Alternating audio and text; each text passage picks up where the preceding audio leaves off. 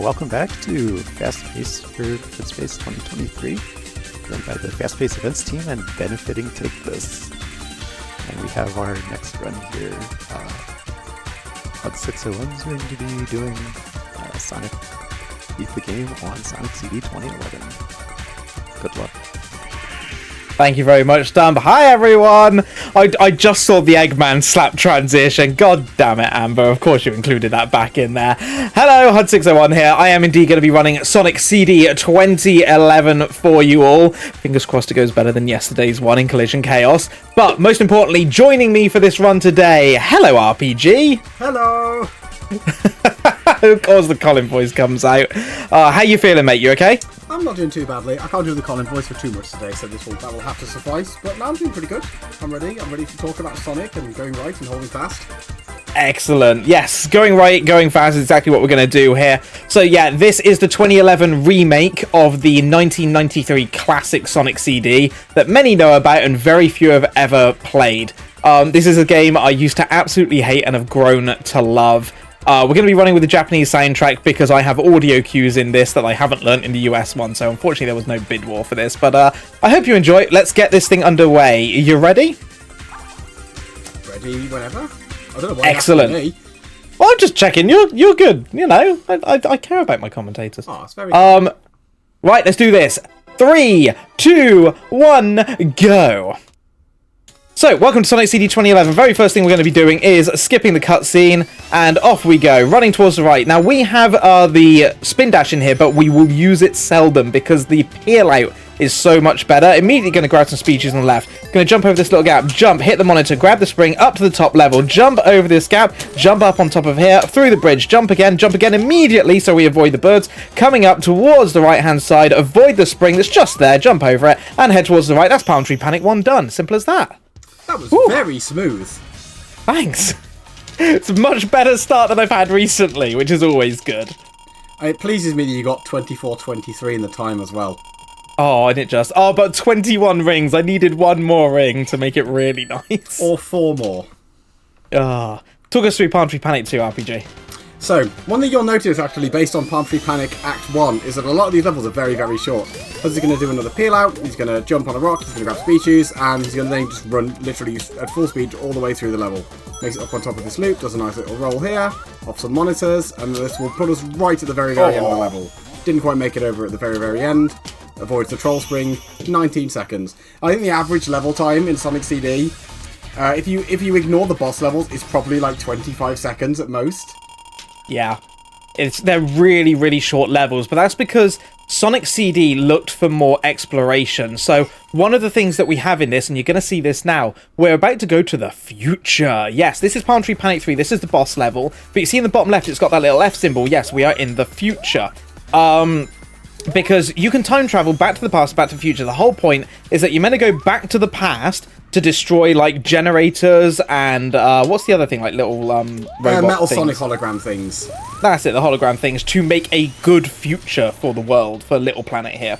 Yeah. But we're not doing any of that today. We are just going to try and beat the game as fast as possible. That's the boss done for Palm Tree Panic. Only takes 3 hits. And we are already into the first set of the worst levels, Collision Chaos. That's true. This game does have 2 worst zones.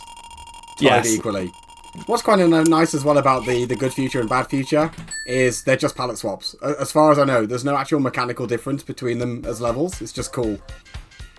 I think some of the level layouts are slightly different, but yeah, there's no, like you say, there's no mechanical differences to them. Oh, hi, Amy. Like, there's no... Bye, Amy. Amy's first appearance in a Sonic game, I believe. Indeed, but it's the first appearance here because we jumped right over her head in Act 1. She's in Palm Tree Panic 1, but we were like, nah, I'm not going to see that. So Collision Chaos is a horrendous zone to try and speedrun because it's full of bumpers, full of obstacles, full of springs. And it's very difficult to get consistent routes through them. You end up with sort of like odd visual cues where you're completely reliant on having... oh, really? Yeah, exactly like this, where if you'd had the speed shoot still, you'd have been completely clear there, because they ran out slightly too soon. It throws everything off. Yeah, really, really rough at times. But yeah, Collision Chaos, this is the perfect example of never let kids design Sonic levels. Because they'll see the bumpers and they'll see the springs, go, oh, put them everywhere. That is Collision Chaos in a nutshell. So this one, thankfully, we get to skip most of it. We're going to head downwards here. Doesn't get the jump out at the end. Got the noise, but I never get the jump for some reason. So we're just going to stop here, hold right, head up to the top, jump over this enemy. And what we're going to do is actually go over most of the level. At least that's the idea. I think that jump out of that tunnel is like a maybe 2-frame window, maybe 3. It's really tight. It's literally like the tightest trick in the whole run. It's super tight. I never get it. Yeah, one thing that's kind of interesting with how the ceilings are programmed for this game is that there are ceilings and you can't go over them, but if you flip yourself off of like the flippers or you bounce off badniks, for some reason you're allowed to go over. It's really strange, because I know Tails can't fly over everything if memory serves. Yeah, I think Tails has to come off a flipper to then fly over everything. Yeah. I don't know. Our wonderful restreamer Final Flame would know more than me. He's done this. That's true. He's done a lot of Sonic CD runs. So unfortunately, we've got to do Collision Chaos 3 now. We can't do the strat from the original where we just do a big peel out and just jump directly over the boss arena. We have to go into the non-Euclidean pinball nightmare. Ooh, oh, straight away. Nice. Let's go. Love it. You love to see it. 16-11. I will take that any day. So this can be an absolute troll of a level. Yesterday, this got me. And I spent almost a minute in this level. But if you get the flip just right, just like that, straight up and out in 16 seconds. Beautiful. Oh, you love to see it. It's right, nice, Total Tempest 1, the only glitch we're going to see in the run. Go on, RPG. I was going to say, the alternative for that level is either 16 seconds or 2 minutes. That's it, isn't it? That's literally it. Yeah, there's no in between. So we're going to set up with a nice peel out on this slope, get nice and high, bounce off this badnik, and we're going to go up and over the ceiling. Now the game gets a bit confused here and will drop us down through this wall, and for some reason we can drop out through this floor.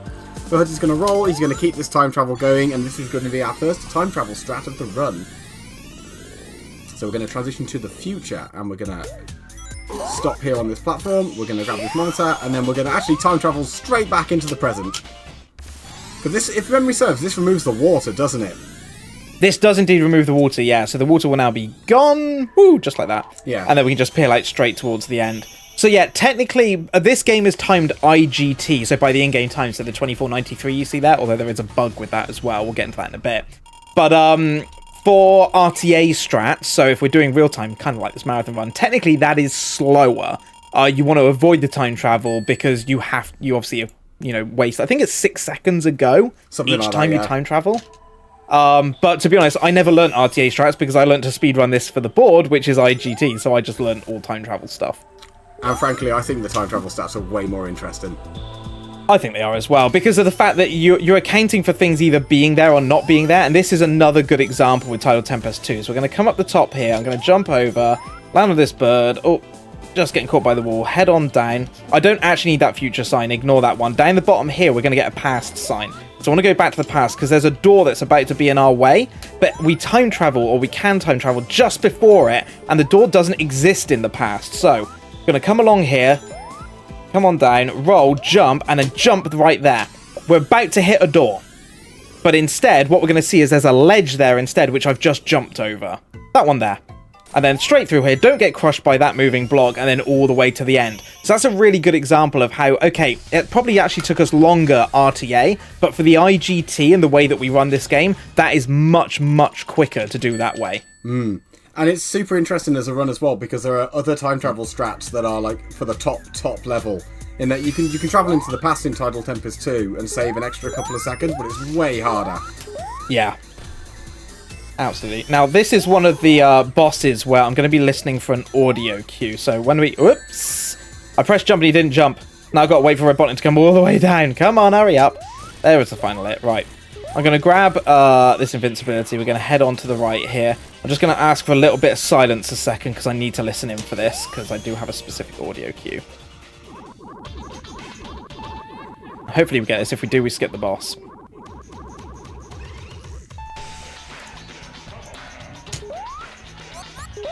Yeah, there it is. Beautiful. RPG, talk us through what just happened. So the way this boss works is it only has one hit point. It's just surrounded with air bubbles. So if you try to jump into it, you breathe an air bubble. And then it leaves before you can hit it again. And as you break the air bubbles, they disperse around it to give you a window to hit it. But if you're able to get in a lot of jumps in quick succession, you can break open a gap in the bubbles and then hit the boss. which defeats him instantly because he's only got 1 hit point. Tails can grab the invincibility and just swim and hover in him and just beat him that way without even needing to take an air bubble. It's a really, really interesting boss. Very annoying though. Yeah. So it's really weird, like when you're used to playing the classic trilogy where every boss needs 8 hits. Just quickly jump down there. Lovely. Look at that, threading the needle. Beautiful Quartz Quadrant 1.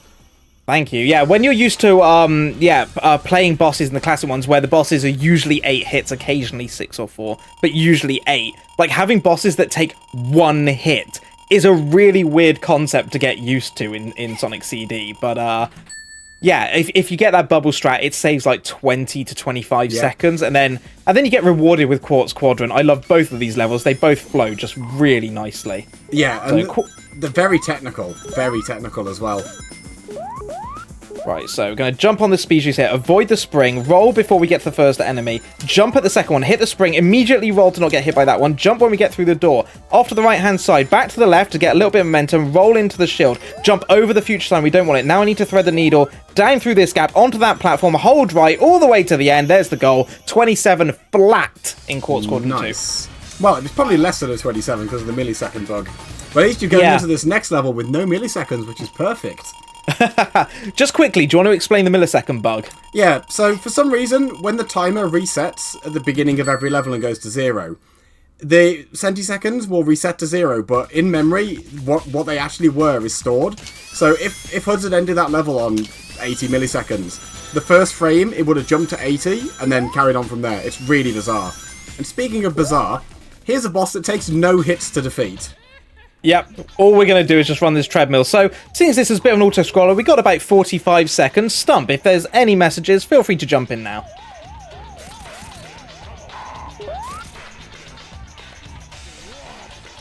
Alright,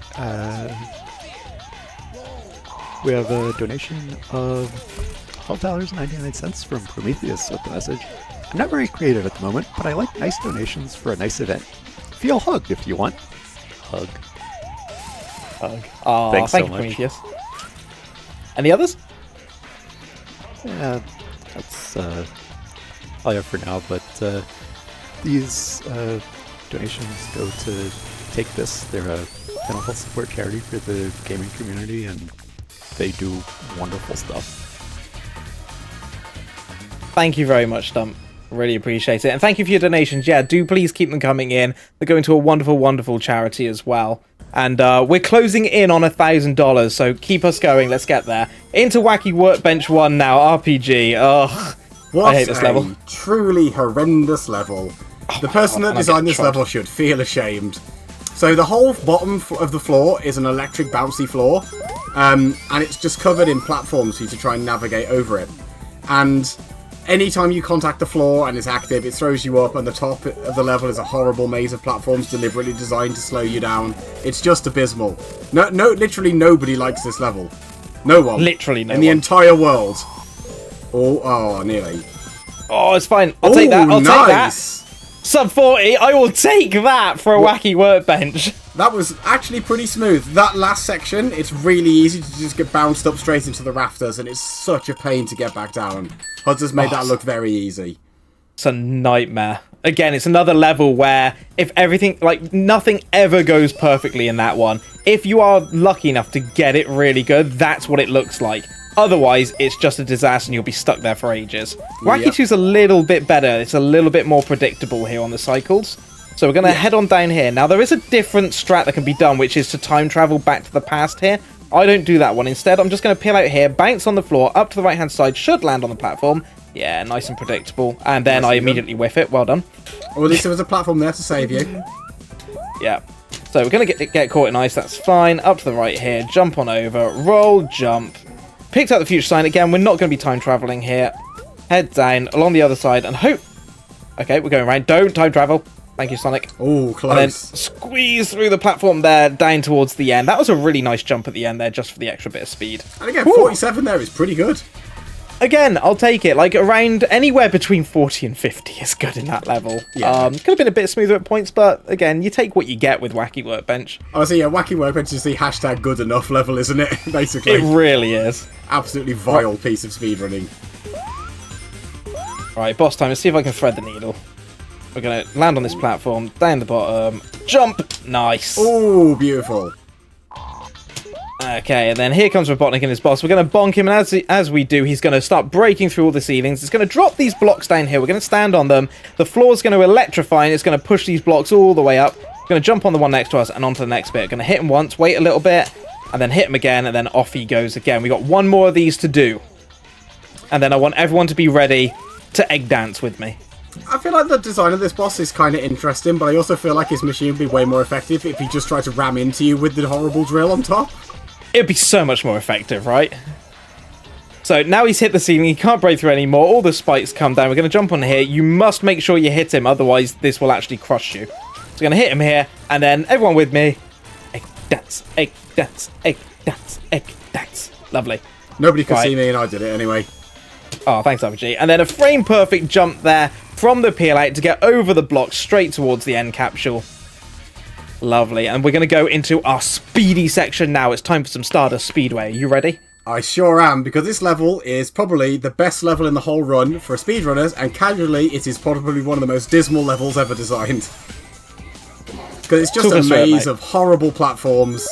You can constantly rotate back and forth between the background layers using the blue swingy thing. That was a nice bounce off that badnik. So every single time the HUDS hits one of those little blue platforms, it swaps in between the foreground and the background. And if you're not sure what you're doing, it's very easy to get lost in the levels. For Act 1, at least, if you manage to stay on the top of the level, it's relatively straightforward. The only tricky bit really is that one bounce off that badnik in the middle that the HUDS executed to perfection. Thank you. These are both levels that are about the same length as Palm Tree Panic, the first zone, if done properly. And if you deviate from the standard route, it like doubles or triples the length. Act 2 is one of my absolute favourite levels in the whole run, because when you get it right, it's so fast. So we're going to roll, we're going to fall down here onto this path, we're going to go over these speed boosters. HUDS is going to do a jump here to gain a load of speed, and yeet! Beautifully done, beautifully done! Big jump. And that's the whole level done, basically. Now we've just got to go into the hold right simulator, and nice jump.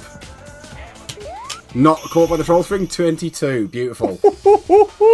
I love that level, yeah. It's just, once you know the route and once you know how to maintain the speed, as long as you get that big jump right, everything just flows off that. Oh, and now we get into our wonderful auto-scroller that I still don't know how you do this so well. Well, I never bothered learning this level. There's just no point. I just got like a bunch of like set like cues where I'm like, oh, if I stand here and jump and then peel out, then I can just run unimpeded. At least we get the most banging track in the game as well. That is true. So we're going to be racing Metal Sonic, but it's not Metal Sonic we want to worry about. It's Eggman there, because he's going to be chasing after us as well with a laser. Now, we do need to outrun Metal Sonic at the end, because if he gets to safety before us, we're going to be stuck outside of the safe area, and Eggman is going to come and take us out. But if we are behind him when he does his attack, just like that, then he is going to do his slow attack, so he's going to slow down. If he's behind us, like he is now, you'll see him in a second come through. There he is. He will do a fast dash forward. Now, when he's in front of us, the nice thing is he does clear the spikes for us. So I do tend to let him kind of go on ahead. Whoops, that's not what I want to do that. Okay, I'm just going to jump because I can hear him there in front of me. Mm-hmm. Yeah, we're pretty much right at the end here now as well. Yeah. Oh, dearie. He didn't dearie me. I can't believe I just did that. Okay, so that can happen. Well done, me. I'm a Muppet. He was meant to peel out and he didn't peel out, and then all of a sudden the screen moved, and that was that. Well done, me. That's the thing that genuinely makes this kind of difficult, especially for speedrunning, because if you deviate from what you expect, it can throw you off really, really quickly. And like really quick. For real, why doesn't Robotnik just use this laser droid for everywhere? Yeah, it's like insta-death. You can't hurt it and it kills you instantly. It's the perfect machine. Oh, dearie me. Oh, well, one of those things. It's fine, we'll just do it again. It's not a problem. So, yeah, we're going to go through the auto-scroller again. This was secretly a ploy to just listen to the music for longer. I mean, it is banging music, right? Oh, nicely done. Right, then get out of the way, and then run fast. So, yeah. Nice. And then this is how close we were. Jump over that one, and then jump over these two, and then we're safe. To be honest, the only bit that matters is when you get to those set of spikes at the end. As long as you've got speed, Metal Sonic will always slow down and wait for you there. As long as you got speed, you can just get past him, jump over the spikes, and then get to the end. And then Robotnik will always catch up at the exact same time, and then off we go. But yeah, what a muppet I am. It happens. You gotta have a death somewhere in the run. You do indeed. And we're coming into our last set of levels now anyway. It's time for Metallic Madness. This is anime. Is this anime, though? I think it might be. I actually quite like this as a final zone, because it's like Scrap Brain, but fun, basically. So, There's again, you do not disagree with my analysis of Scrap Brain, but fun? I mean, put it on the box art, right? There's your tagline. It'd be perfect. So Huds has taken a middle route here by and is avoiding a lot of springs. We're also deliberately not time traveling here. If you time travel in this zone, and I think it's only future signs on the main path. If you travel to the future, you are stuck on a route that forces you to wind up to the top of the level and back down, and it's really bad. But again, such a deceptively short level. It is a deceptively short level, and going to the past, or just time traveling in general in this level, bad idea. Speaking of deceptively short levels, Metallic Madness 2 with the speedrun route. So Huds is going to go up on these platforms. He's going to make his way up. He's going to use the spring. He's going to get on this little wheel. He's going to hit that spring. He's going to use another wheel to get up here. And we're going to do a little bit of prime cheddar cheese. Use a slurp jump to get up on this ceiling. And we're going to just run across the top of the level and skip loads of miniaturization. We're going to jump off and land here. And we're going to land beautiful on this platform. Use the peel out to get up on top of the end of the level and just run. And there we go, level done. 1 minute 30 level normally, 28 seconds. And just like that, we're on the final boss run. So yeah, Metallic Madness 3. Now this one does have a death pit, which we need to try and avoid. But aside from that, it's consistent at least. So yeah. I'm either going to do this consistently well or consistently bad. But we're going to grab this spring at the start. We're going to fall down here. Don't want to roll because I want to keep that monitor there. Peel out, jump over the enemy, and I should land just as these are turning. And then should be able to get straight inside. That's the difficult bit done. That's a really nice setup. Thanks. I really like that setup because, like I say, it is consistent. And now we're going to be in the first part of the boss here. We've got the fireflies. There's the first one. Going to wait for the second two. Get rid of one. Get rid of the other. And then we're going to go into the final arena. And this boss is basically an auto-scroller as well, bless him. It is. The old D-pad boss. So I'm just lining up here. That's where I want to be. Because I can get 2 hits here. So as he comes down, he touches the floor. I'm going to hit him first, and then wait, and then jump there. And I get the second hit as well. Because we're just inside his hitbox as his iframes are disappearing. And we can avoid getting hit ourselves. Very precise, but very cool. I'm then going to intentionally take some damage here. Because then as he comes down, I can just immediately jump into him. Because my iframes will protect me from the remaining D-pad fins as they go around. Time is going to be coming up soon, although Final Flame on Restream, you should know when time is on this one, buddy. So he's going to go to the right, he's going to come to the left, he's then going to go back towards the right-hand side. As soon as he hits that, I'm going to let go of the payload. Jump time! Beautifully. Woo! That was nice. Solid run overall. Thank you. Apart from Stardust Speedway 3. Oh, I wasn't going to bring up the incident, but... Oh, do you want to know something really interesting about that run? If we ignore Stardust Speedway 3 for a second, if that hadn't happened, that was within 10 seconds of my PB. I genuinely can believe that because the run was solid apart from that mistake. Apart from that one little mistake, but yeah, that was within up to that point I was 7.4 seconds behind PB, which That's I'll be impressive. honest was a really tough PB that took me a long time, like over 50 hours to get. So I'm really happy with that run, irrespective of what happened. I'm genuinely really happy with that run. That kind of shows off just how fast and fun Sonic CD can be. So yeah. RPG, thank you so much for joining me today, buddy. I know your throat's still a little bit bad, but I'm really glad that you were able to make it for this one, so thank you. Tell people a bit about yourself and where they can find you. My name is RPG. You can find me at twitch.tv/RPG_hidden wizard, which is a mouthful, and I should probably think of a better username. I stream on Tuesdays and Friday evenings, and it's a bit of a mixed bag. I stream whatever I'm feeling like, basically. But it's a good time. We're having fun. I'm playing Dragon Quest Monsters at the minute. And occasionally, Occasionally I do these collab streams on a Sunday with this person you might have heard of called huds601. We're currently playing Jump King, the worst game I've ever played, so if that sounds like fun, you can find me there as well. It's a game, that's for sure. I'm sure many of you out there know me. I'm huds601. You can find me over on twitch.tv/huds601. We do Sonic speedrunning. I'm currently getting ready, learning as much as I can in the Sonic 8. I've just learnt Sonic 2 all checkpoints, and I'm relearning Sonic 1 glitchless. God help me. I don't know why I do this to myself. But yeah, do come drop me a follow. It'd be lovely to see you over on my side as well. And yeah, come and enjoy some classic Sonic speedrunning with me, and fan game speedrunning, because I do the fan games too. Soon, I'm going to be learning to play this guy's fan game that he made, Sonic 1 Really Polished Game Edition, which I'm so looking forward to. But yeah, I think that's going to be all from us. Please keep donating to the marathon. I'm going to be sticking around because I'm your commentator next for the next run, and I'm going to be taking over the restreaming, so if anything goes wrong, blame me. But for now, Stump, I'll hand it back to you, buddy. Alright, well, thanks so much for that.